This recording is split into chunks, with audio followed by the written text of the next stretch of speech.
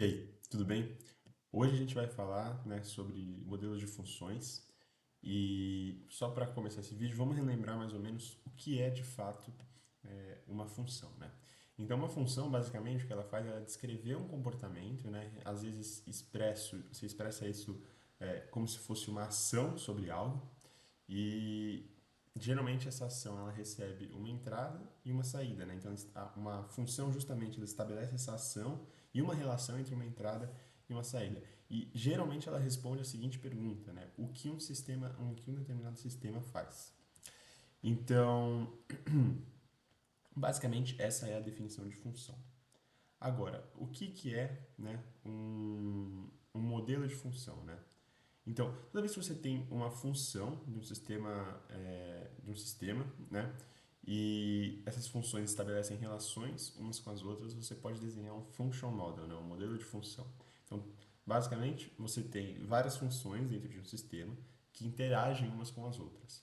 E aí você modela, né, um modelo de função justamente para você conseguir abstrair melhor o problema concreto, que foi algo que a gente viu, e procurar por alternativas de solução abstratas, né? Então a gente vai ver principalmente aí dois tipos de modelos de função, né?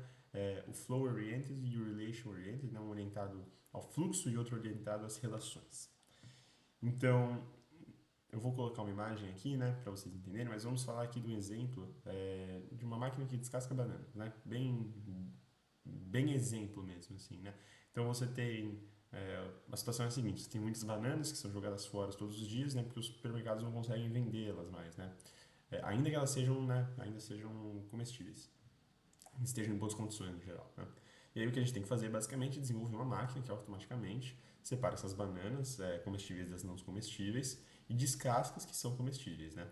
Então, que funções que a gente tem que ter para alcançar esse objetivo, né? E que módulos de processamento cada função vai ter. Então, se a gente for iniciar inicialmente pensando aí em Flow Oriented Model, que é a primeira forma de modelagem que a gente tem, a gente consegue desenhar, né, um fluxograma de alguma forma, né, em que a gente coloca que as bananas vão ser separadas inicialmente, né, fazendo aí um flow, passando por um fluxo, né, sei lá, as bananas estão numa esteira, né, a gente tem um fluxo do nosso material assim, né, a gente separa as bananas, aí a gente também tem que passar informações para todo esse processo como um todo, né? Então, existe uma interação não só de materiais, como de informação, né? Que são as setas tracejadas aqui e as setas aqui com duas linhas, né? Aí a gente separa as bananas boas das bananas ruins, né? Continua transportando esse material aqui por essa seta dupla. É, nesse faz o corte das bananas, transporta, corta, descasca as bananas e aí joga, né, a casca no lixo ou então joga a casca, ou então joga a polpa, né, em algum outro recipiente. E aí existem basicamente, né, três setas, né, uma de energia, né, que vai indicar o processo de energia como um todo, para onde está sendo direcionada a energia, uma seta de materiais, né, para indicar para onde o material está sendo guiado, e um de informações, né, para saber de onde a gente está adquirindo informações e de onde a gente está reutilizando essas ações. E aí existem estados, né, as próprias funções, e a gente pode pegar algum conjunto de funções ou de etapas e colocar elas dentro de um módulo, né? Que aí a gente consegue meio que agrupar e separar e desenvolver cada parte separada. Então, vai ter um módulo de separação, um módulo de detecção das bananas, um módulo de separação, um módulo de corte e um outro segundo módulo de separação, como mostra a imagem aqui. Isso é o Flow Oriented Model. E para que ele serve, né? Ele traz uma visão do processo inteiro e consegue ajudar a gente em quebrar em módulos, o que permite a gente conseguir administrar melhor o nosso processo como um todo. Então, ele ajuda também a gente a focar principalmente nas funções críticas desse processo, né? Porque você vê, com certeza existem outros pequenos processos que existem, né? Se você quiser fazer uma máquina que descasca bananas. Mas essas etapas que a gente descreveu, elas já são suficientes para a gente entender como que o processo vai funcionar como um todo. E aqui ele está completo, né? Obviamente, existem pequenas outras etapas, funções menores, mas para entender o todo, né, a gente usa o Flow Oriented Model e ele funciona muito bem, né? Então, basicamente, essa é a principal função dele, né? Você trabalha com ele ali quando você está desenvolvendo já tem uma ideia mais clara, né, do desenvolvimento do conceito, né? E já está partindo aí para um design de peças, né?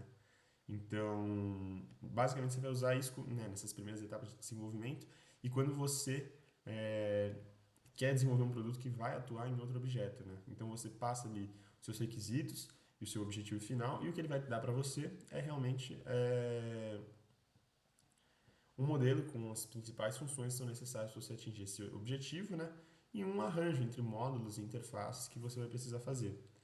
Então, para fazer isso, né, só retomando, a gente define estado inicial e estado final, acha as funções necessárias para chegar nesses pontos, né, e tenta formular elas de forma mais neutra possível, sem colocar nenhum viés, atendendo aos requisitos mesmo assim. Faz todo o encadeamento de ações, né, utilizando as setas, né, sejam elas de informação, material ou de energia, e vai sempre, né, muito bem explicando, documentando tudo que foi utilizado, né? Aí, né, fechando o Flow Oriented Model, né, orientado ao fluxo, a gente tem um que é relacionado às relações, né? É o Relation Oriented Function Modeling, né? E basicamente o que ele faz é dizer, né, principalmente aí quais são as relações entre as funções e não mais entender o fluxo no geral. E a principal diferença, né, dessa fórmula de modelagem que a gente tem, né, é que agora, né, a gente não vai estar mais a gente vai ter as funções, né, mas as funções elas vão ter formas diferentes, né. Então, existe uma função que é realmente uma tarefa, né, faça isso, faça aquilo. Existem funções que elas vão ser relacionadas ao que pode dar errado, por exemplo, ao que pode ser útil de alguma forma, né. Então, às vezes vai quebrar a máquina, uma função quebra a máquina, para dizer um processo que não deve ser seguido às vezes. E também existem aqueles que se realmente que você não quer que aconteça, né? Existem funções que dizem basicamente comportamentos que você não quer que aconteça. Isso são os elementos desse nosso nova forma de modelagem de funções. E aí, né, a gente, para estabelecer as relações entre esses elementos, a gente vai criar quatro principais tipos de conexões. Aqui, uma seta normal, que vai dizer que algo foi introduzido para. Uma segunda seta, que vai dizer que algo foi introduzido para evitar algo, né? Uma terceira seta, né, tracejada, que vai dizer que algo pode causar um, um dano, algo do tipo. Ou então uma quarta seta, né? Seta não, um quarto tracejado com uma bolinha no final, que vai dizer que algo foi criado para prevenir algo de alguma forma. Então vamos pegar aqui o exemplo, vou colocar aqui a imagem para vocês, mas vamos pensar aqui em um braço robótico, né? E esse braço robótico ele vai ter vai, tem esse seguinte, né, que a gente está vendo aqui, é, function modeling, né? Então ele começa, né, com um bloco de função que é converter energia elétrica em mecânica. E depois ele passa por um bloco que é fornecer essa energia mecânica. Essa energia mecânica vai gerar algo que a gente vai causar algo que a gente não necessariamente quer, que é o ruído, né? Isso vai incomodar o usuário por consequência. E, né, o que a gente pode fazer para prevenir isso, né, é isolar o ruído. Além disso, né, a nossa energia mecânica, o que ela pode fazer? Ela pode mover um objeto, soltar um objeto ou pegar um objeto. E a mesma coisa é controlar a força de movimento. Na parte de segurar um objeto, a gente pode aplicar muita força sobre esse objeto, né? Então a gente pode causar isso, né? E se a gente causa isso, a gente pode levar a danificar o objeto que a gente acabou de segurar. E para prevenir isso, né? a gente pode introduzir um controle de pegada, né? De força.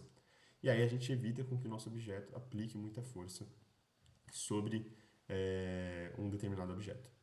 Ainda sobre pegar um objeto, né, a gente pode ter outro problema, né, pode causar algo que é a gente perder o grip, né, perder a força com que a gente segura algo. Né? E aí a gente pode introduzir para prevenir isso, né, algum tipo de material que promova mais atrito. Né? Então aí a gente não perde o grip.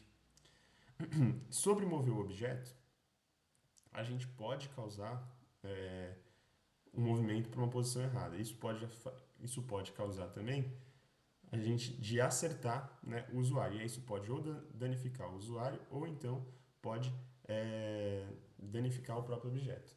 E aí o que a gente pode fazer, né, para prevenir isso é utilizar um controle, né, de movimento que a gente tem. E aí a gente consegue basicamente entender como que funcionaria essas relações. Olha como é diferente, né? Onde a gente está entendendo todas as consequências das nossas ações e como essas relações, as funções elas se relacionam como um todo, né?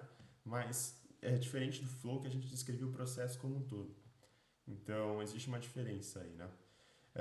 Sobre o processo como um todo, ele ainda assim, você vai passar ali os requisitos, o seu objetivo final e o seu problema.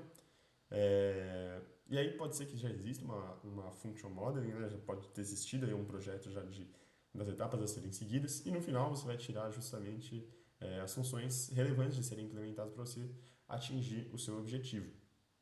E você vai ter ainda também um arranjo aí, né, de funções basicamente do seu processo como um todo. É, E aí, né, só para finalizar essa parte, a gente ainda assim trabalha, né, com isso na etapa de desenvolvimento de conceitos e de design a nível do sistema do nosso processo, né? Então, em resumo, assim, né, basicamente o que as funções de modelagem faz, elas representam um primeiro conceito em nível abstrato ainda das nossas ideias, né, de como resolver um problema. E ajuda justamente a gente organizar as tarefas de design que a gente tem que fazer. Fora isso, né, ela tem meio que uma linguagem universal, então todo time de design, seja ele de engenheiros ou de pessoal de marketing, algo do tipo, vão conseguir entender isso. É uma linguagem como se fosse, de certa forma, universal.